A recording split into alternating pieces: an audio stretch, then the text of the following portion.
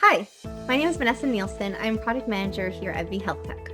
Hi, this is Jaby Sam, Vice President at Vee Healthtek. Hi, my name is Michael Bohaboy, and I am the Director of Strategic Client Growth for Vee Healthtek. My advice for someone trying to increase AI literacy would be just start experimenting. Use AI tools yourself and see where they help and where they struggle. Get hands-on experience and combine it with learning from trusted AI experts. Take out that word AI and really talk about what the AI is doing. Most AI is really based off of decision making and logic statements.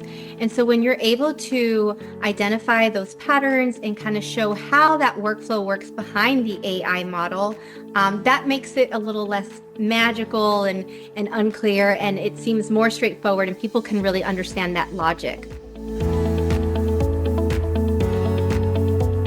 The difference does matter. The difference between using AI and understanding AI does matter, because if we really don't understand AI, we may tend to misuse AI, and that could really create a lot of compliance issue. It could get us into financial and other operational risk as well.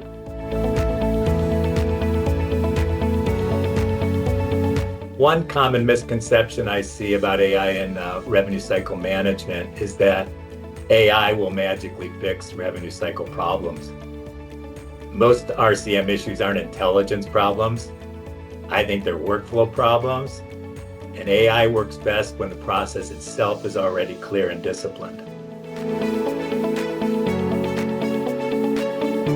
One question that one should ask before implementing an AI solution is, what problem are we trying to solve, right? If we have a very clear answer for it, then we are good. Otherwise, it's only going to add to the complexity instead of adding to the value.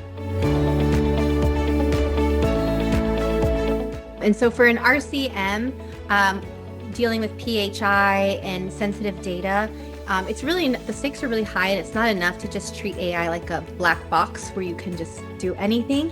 So you really have to be cognizant of that, understand your data and what you're using and how you can protect that data as well.